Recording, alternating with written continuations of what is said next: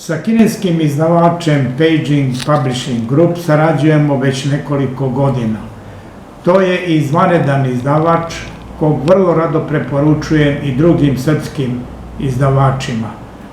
Nije nikakvo čudo što njegove knjige vrlo često bivaju nagrađene u Kini, a evo i kod nas su naišle na izvanrednu recepciju. Primjera radi naveo bi Običan svet, koja između ostalog potvrđuje i razbija jednu krivu predstavu o umetničkim i stvaralačkim slobodama u Kini.